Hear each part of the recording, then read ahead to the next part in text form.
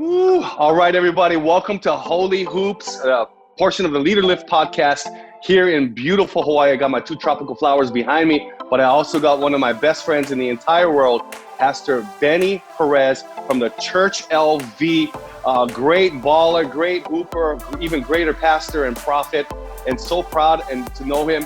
Call him one of my closest friends. He and his wife, Wendy, lead an incredible church called the Church LV. 2 campuses, just moving to the incredible brand new building. But the reason why I wanted him on this podcast was not for his biblical acumen or for his prophetic edge. I wanted to bring him on here, everybody, because this man he knows his basketball. He's a lifelong Laker fan, and we're just going to have some fun breaking down the last dance with Michael Jordan and the Chicago Bulls and everything else basketball. Yep. Everybody, please welcome Pastor Benny Perez to the Leader Lift podcast, Holy Hoops. Welcome, Benny. Come on, it's so good to be with you, Mike. I'm telling you, every time we get together, we're always going to have some fun, man. Mm-hmm. And so proud of you and Lisa and your great church, Inspire. And one of my favorite places to preach, not just because of Hawaii, but because of your church and really because of who you are. And you've always been just such a great, transparent leader. So thanks for having me on Holy Hoops. And we're going to have a lot of fun discussing and breaking down what's really important, and that's basketball. Exactly. You know, Benny, I appreciate you taking the time. A lot of pastors right now who are out there creating incredible amounts of content. And we all talked about this, right? It feels like we're working harder than we've ever worked before. Isn't that right? We already worked hard. This is crazy. Yeah. How are you feeling right now? Yeah, you know what? It's working hard in a different way. I think I'm probably more mentally challenged because I'm having to create content. We're having to really, I think, be more focused on our delivery, because we know people online, their attention span's a little bit shorter than if they're in person. So, right. But it's been good. You know, I mean, it's a good change of pace. I'm ready to get back, though, because I like to preach to people in a building rather than just, over the internet. Yeah, totally. I don't know if you feel like me, but I feel more exhausted preaching one time to a camera for 25 minutes than I do doing 5 services on a weekend. How about you? You know what? I think it's more challenging. I got to keep myself motivated, keep myself fixed, and focused, because there's no crowd physically, but I know there's a lot more people that are out there. But for sure. But it's like things like this that make it fun. We're in quarantine, sheltered in place, so let's have some fun doing something like this. Exactly. And that's why I wanted you on this, because you're one of the most fun guys that I know and one of the funniest preachers. You are fun, you're funny, you're prophetic, you're amazing when it comes to your preaching.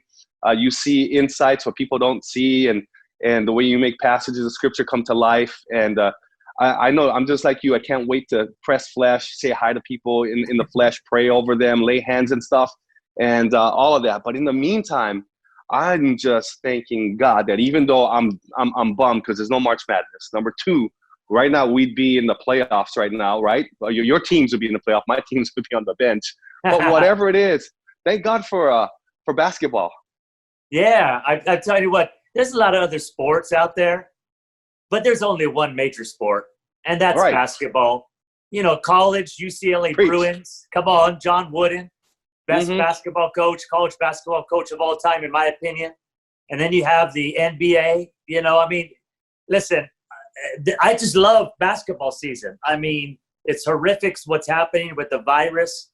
But it could have chosen another time of the year. I'm just saying, but I just say, because basketball. Yeah, I love it. Look behind me, Mike. Yeah. How many balls are there? No pastor got a collection like me, Mike. Nope. How many balls you got back there? I think I have about 33 now of the top 50 basketball players of all time, and then also the top players of the present era. I have also up on all personally autographed. That's incredible. That's so incredible. All I got is 2 balls. One signed by Coach Mikekai and one signed by mikekai. That's all I got, bro. So Benny, you and I love basketball. We talk trash playing basketball. We've played against each other. We've had a lot of fun. Where did this love for basketball come from? You know what? It came from really, from my family. And my dad is a lifelong UCLA Bruin fan. And so he used to, tell me, about watching, the old guys, Lou Alcindor, Bill Walton in college. And then just growing up with my dad, his era was like Oscar Robertson. Legends. Jerry West, The logo. That era, so I think it was just part of me. And then I started playing when I was a kid, just, in Pico Rivera, California. Actually go outside and play. I don't know what it was to play inside of a gym. I mean, we'd go outside in a park, and we actually had steel nets. I don't know if we had metal nets, not cloth, metal nets. And why? They was going to steal them in your neighborhood? They was going to steal it? They needed the nylon in your neighborhood. Yeah. So I just grew up, Mike, just playing it, and I actually got halfway decent, playing basketball. I was always fast and aggressive. And, so the cool thing about basketball is that, in football, you got to be big and strong and fast, right. Typically. But in basketball, you really can adapt your game, right? So sure. Even if you're not that fast, you can develop a good outside shot. If you're quick, you can blow past somebody. So I think it created a space for me because I wasn't always the biggest, fastest, guy on the block, but I learned how to play basketball. Yeah. That's awesome. That's awesome. So you love basketball growing up to the point of, what would you say? To the point of what? Oh, I would love to play basketball more than anything else. I mean, if you give me a basketball, and I'd just go out and shoot by myself. I mean, I didn't need anybody else. I would just love it. And for me, it was just to visualize and get away. And, you know how I used to do that. I used to do it as a kid. I used to go, okay, 15 seconds left. Ball to Perez. He dribbles to his right, crosses over to his left. He does the fadeaway. Yeah. And so I think it was. And a legend is born. You know what? Yeah. A legend born in my own mind. Yeah, mine too. And then when I started playing competitively and started playing on teams, I just began to really appreciate a lot of things, that, man, there's guys on the team that are better than me in this area. The big guy feeding the ball down low. Somebody had a good outside shot, boom. So I actually turned into, when I started playing really competitively, I started turning into the guy that would dish the ball, typically a point guard. I don't have really good outside shot so much, but I really love to pass. I love to penetrate. And so I just learned to have fun by making other people look good. Well, we've only played against each other. We got to play together. The next time I come to Vegas, I got to bring the right shoes. And we got to play together. We got to be on the same team. We can't go against each other because, I need you to dish me the ball. You know what I'm saying? I just need somebody that can recognize when I'm open. Hey, I'm your man. Listen, I take more joy at getting assists. Wait, we did play together. Remember when we had 3-on-3 in my building? We had me and you, and we picked up this other guy named Hunter. He was okay. But these other 3 young guns wanted to play us. And me and you we just backed them down, didn't we? The elbows, everything. Just hook. Remember that? Yeah, in fact, we didn't lose. I think we won 2 or 3 games in a row. Yeah, that's right. We did play together. That's right. And great chemistry. Great chemistry. Yeah, we did. I mean, and here's the cool thing. I remember distinctly, I was done. I think we were 2-0, 3-0. And I just said, that's it. I wanted to walk off undefeated. I didn't want to give them another shot, And they must have been probably at least 15 years younger than us. I mean, yeah. They're like 22 at the time. They're 22 at the time. Yeah. Yeah, I must have been 40, 45. Yeah. I don't know what it was. Yeah. When I see those guys, I don't let them lose though. I don't let them let this moment down. I always remind them who owns them. Pastor owns you. It's not a good sight, but I own them. We own them. Benny, I was the same way. I grew 100%. Up loving basketball. There was I played baseball, played football, but basketball was my love, man. I went to basketball clinics during the summer called the Vulcans Camp, the UH Hilo Vulcans Camp. They were really good, back in the day. They won the NAIA championship. Hawaii Pacific University, they won the NAIA championship twice. Great teams in Hawaii. It seemed like in the early 80s, that's when the legends were born, the 70s and the 80s. And that era is not so much legendary anymore because of social media. Because back then we waited for the newspaper on the Big Island and wouldn't show up to the library. One newspaper, the Honolulu Advertiser. We had our own newspaper on our island, but the Honolulu Advertiser, we'd open up the sports page and we'd read about all these high school guys. In our minds, they became legends. And when I met them later on, and they're my friends today, couldn't believe how much social media has just changed the profile of people during the game. Exactly. And I like what you're saying, Mike. The 70s and 80s, for me, the 80s and 90s. I mean, basketball was so different back then, NBA and college, and you hear a lot of the older players like Charles Barkley and some of these guys saying the new school guys couldn't even last in their era because you come down the lane like the bad boys Detroit Pistons, you're going to get hurt. My team. That was my team. Oh, that's your team. That was my team. I was telling Earl McClellan, I was one of seven Detroit Pistons fans in Hawaii, just one of 7.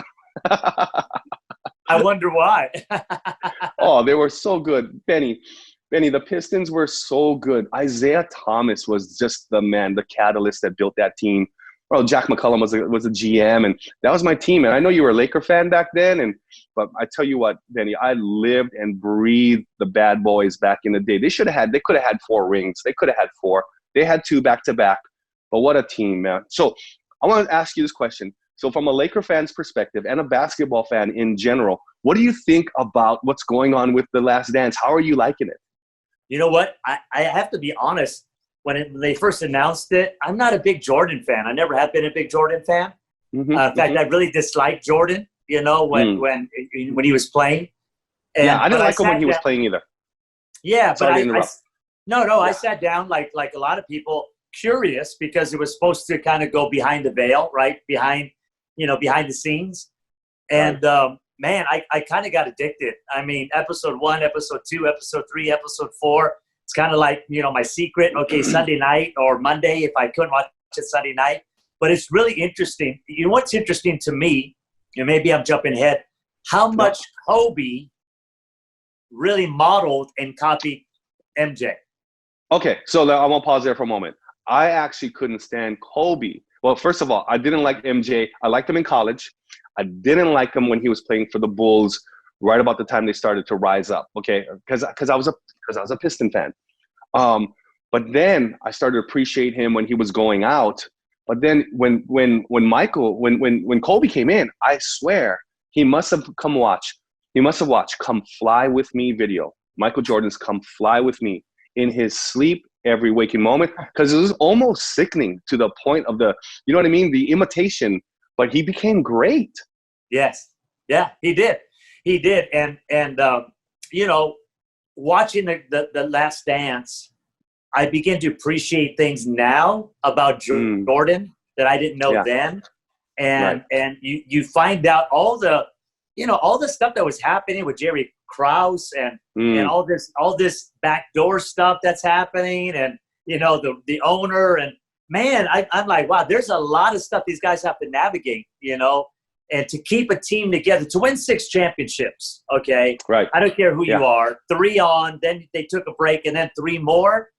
I thought it was really interesting. I learned a lot about leadership. I learned a lot about tenacity. There's just a lot of things I'm learning as I'm watching it.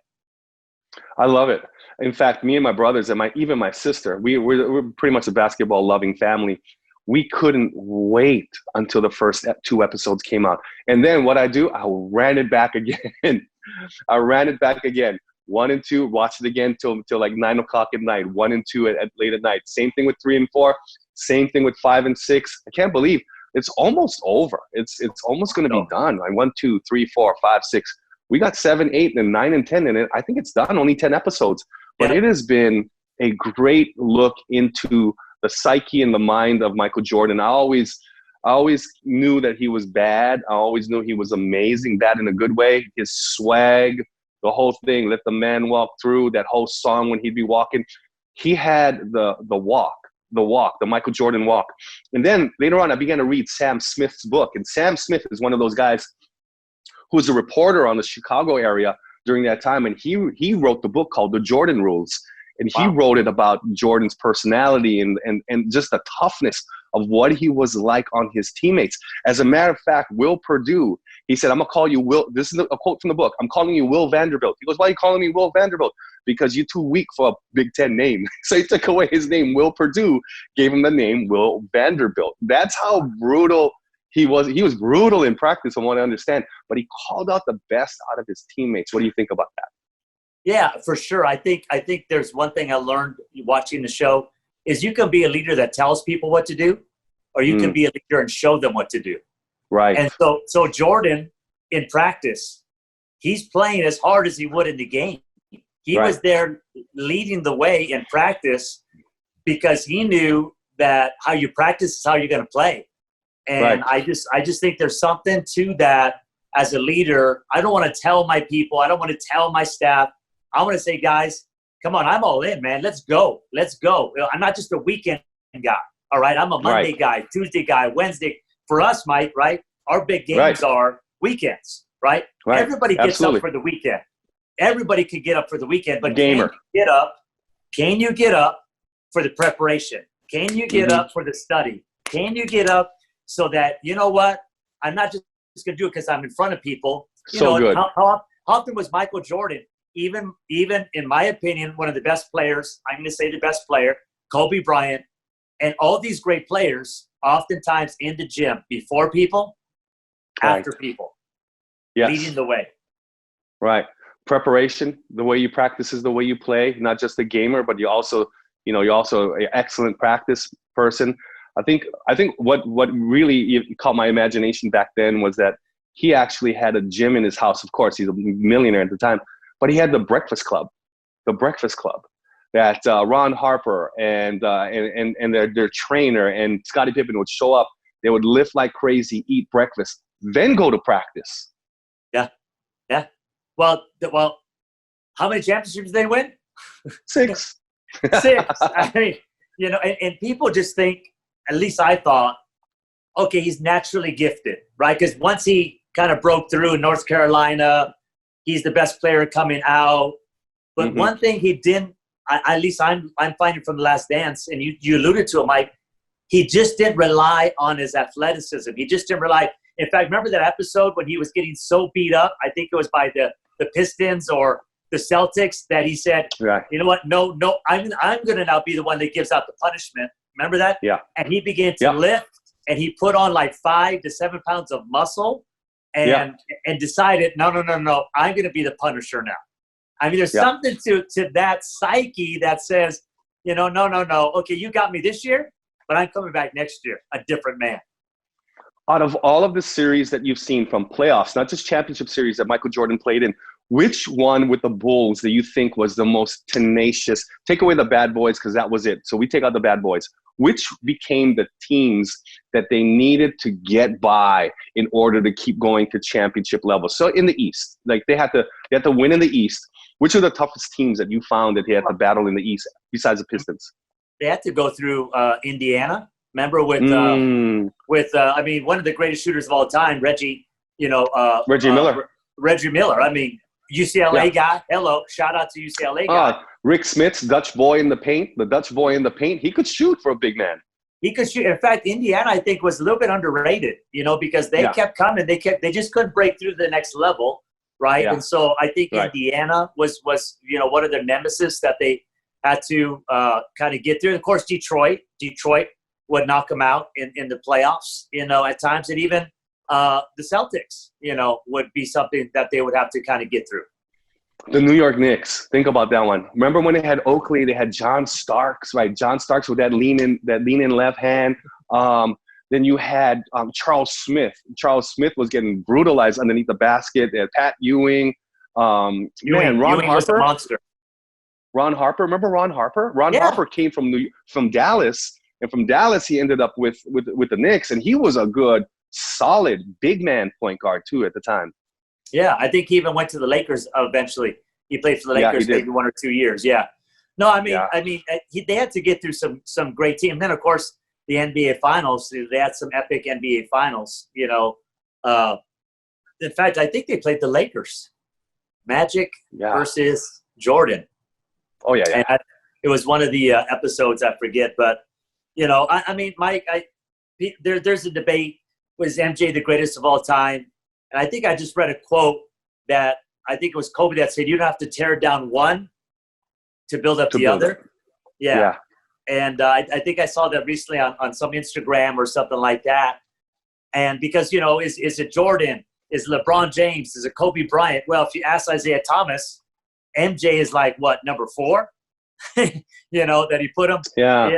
Magic. I know it was, I think it was Kareem, Magic, Bird, and then MJ. Wow. Isaiah. No, I You missed it on love that. Isaiah. Isaiah is my man, but I'm gonna have to disagree with that one. I think MJ is the greatest of all time. I think Kobe imitated him, took it, became great. Kobe was awesome in and of himself. My heart went out. My heart sunk like America's and yours did when we found out that he passed with his daughter. Terrible. That was a sad moment, just a sad moment. But going back to basketball in and of itself, I think Michael Jordan still is the best. I think you measure rings and you do measure individual accolades, from defensive player of the year to scoring champ to all-star champ. I don't know if you can give it to anybody else. But the thing about LeBron is a train. He's a train wreck. You know what I'm saying? He is massive, gifted. I just think that Jordan just came in an era where it wasn't high flying, and the only person that you could look up to who could fly like that was either David Thompson or Dr. J. Those are the only two high flyers that I knew of that were flying. But then Michael Jordan took it to the next level. Now everybody said literally they wanted to be like Mike. They wanted to jump like Mike, shoot like him, whatever it was. So I think he is the standard.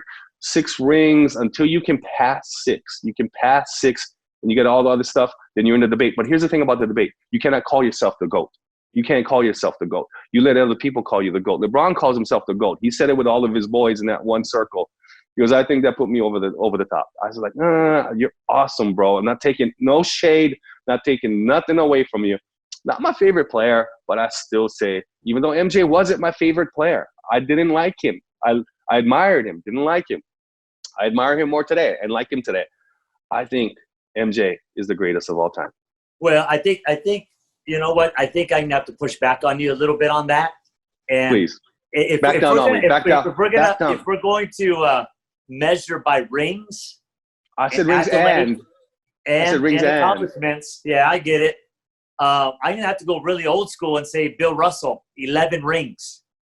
Bill Russell. Yeah. I mean, honestly, I can't argue with that.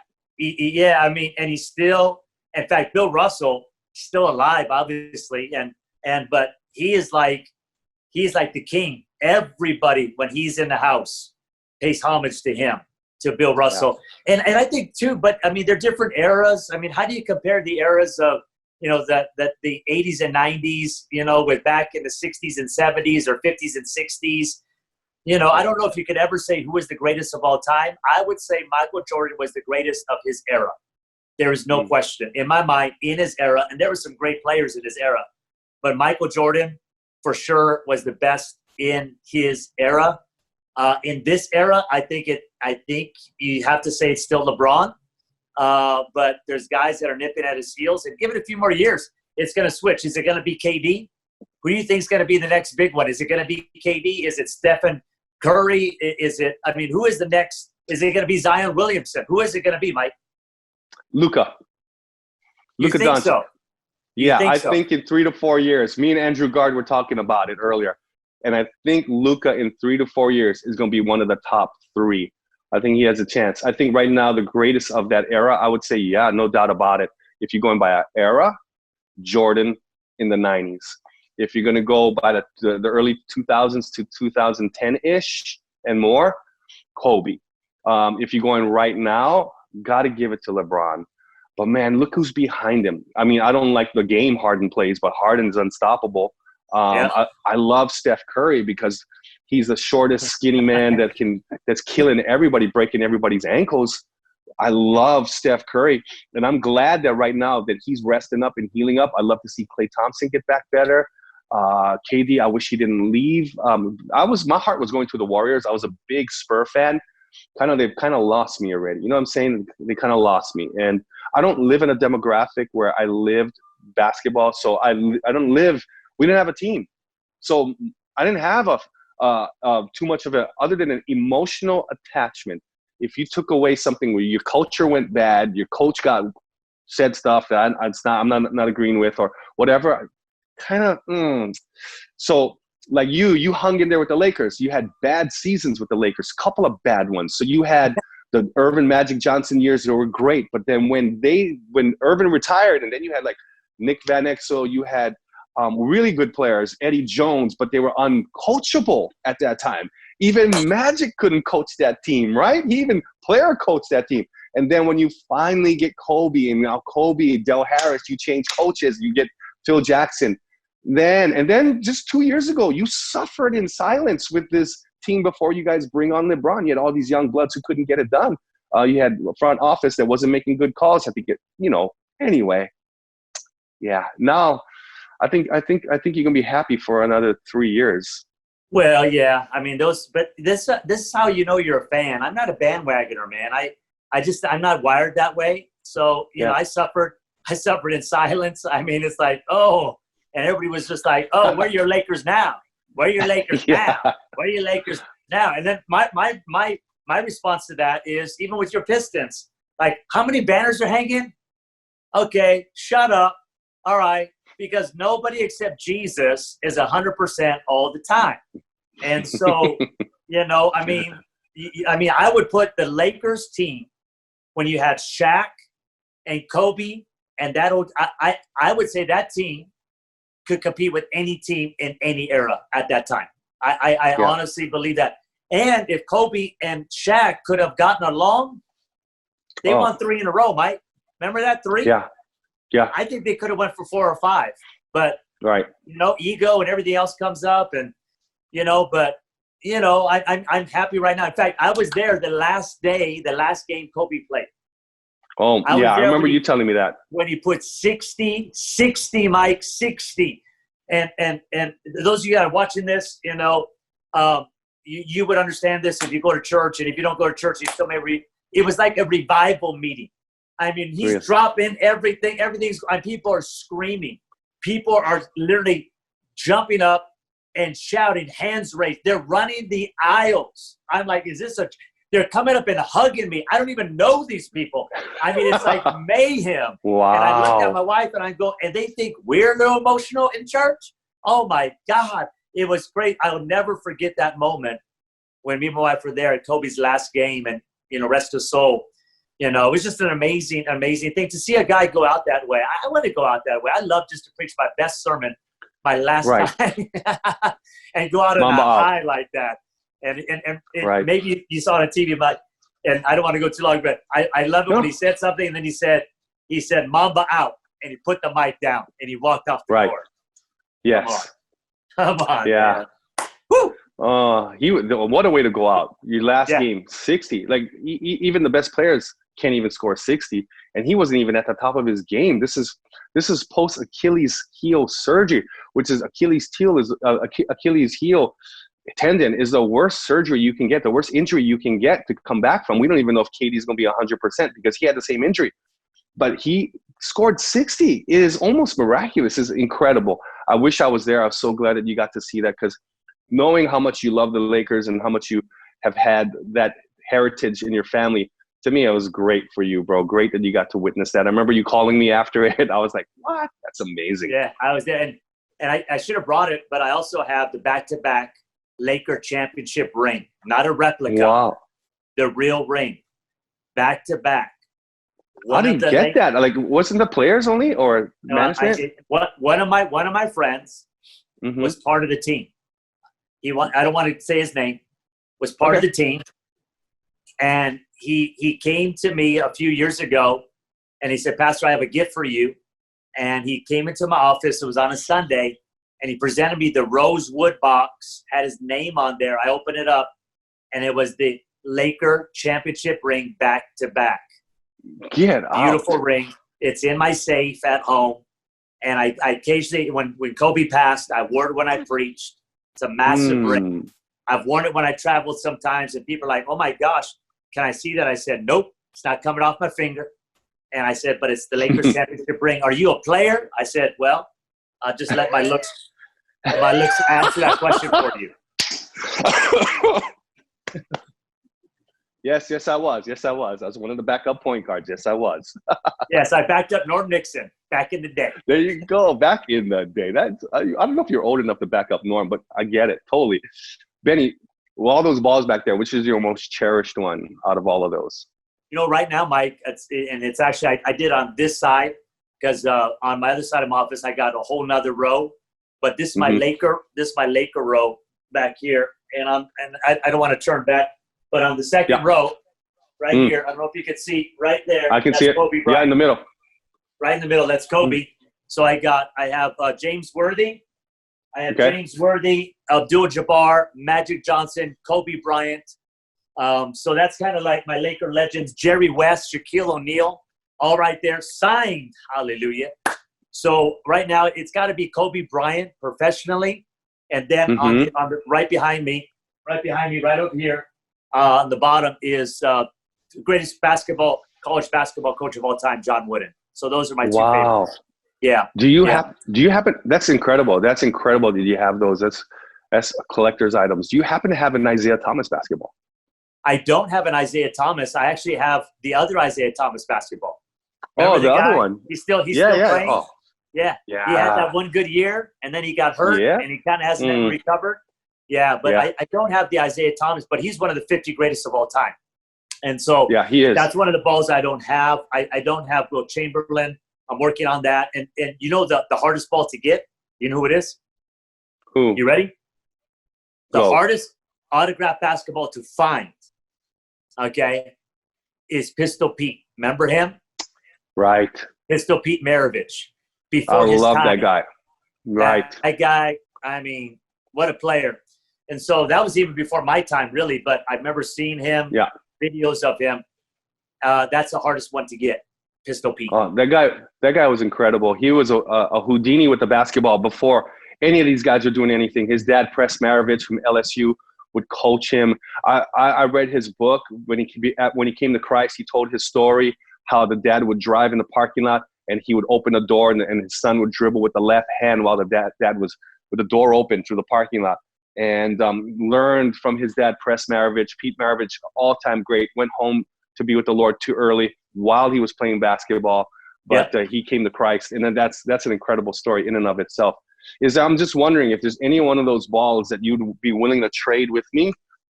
As a really good friend, I can give you this, and you want to send me one of those? I'll take a Byron Scott. What I could do is I could just send you just the ball with no autograph. That's a good trade. I thought you were going to say, hey, I can sign that ball for you, Mike. I'll give it back to you. That's okay. Hold on to it, dude. Thanks, okay, rapid fire. Here we go. 24-second clock. Ready? Yes. Favorite shoe you wear right now? Basketball. Steph Curry's. Okay. Favorite basketball player right now? AD. Anthony Davis? Yes. Okay. What would you prefer to do if you could do it? Dunk with your left or shoot a three from NBA range?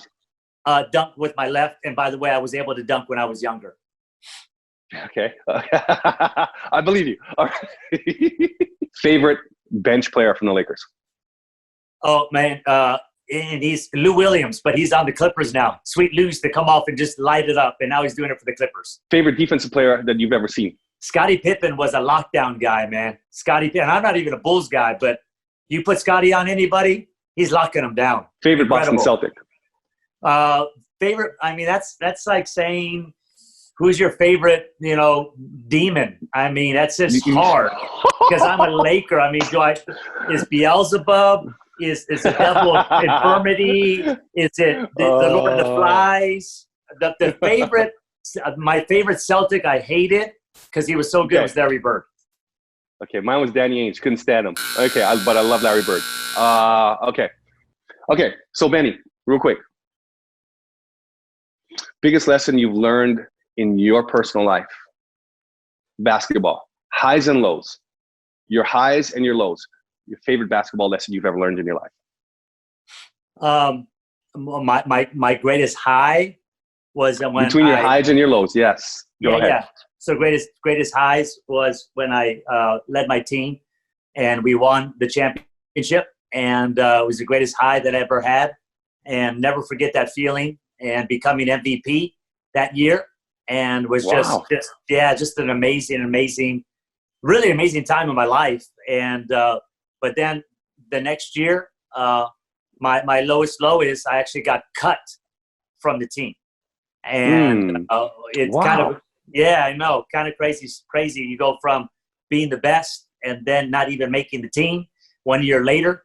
And you realize that your skills didn't keep translating a year later. People got faster, bigger, stronger. And so those are kind of my highs and my lows, and learned a lot and still learning a lot from that. But one thing I always do, Mike, no matter how old I get, is I'm going to get on that basketball court and shoot that ball.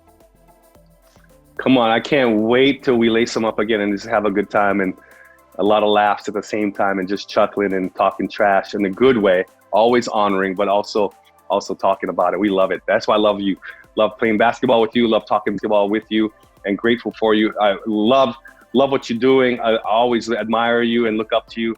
Everybody, this is Pastor Benny Perez from the Church LV, and just a great leader in general and a huge basketball fan, as you can see. And his knowledge of the game and of the Lakers especially, and the whole thing that's going on with The Last Dance. It's so good to have you. Benny, I appreciate you very, very much.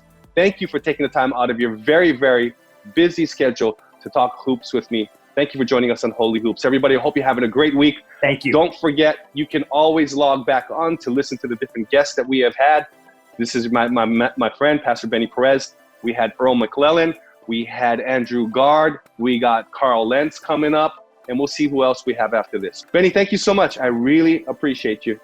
Thank you. Love you. I hope you had fun. Love you too. I did. Bye.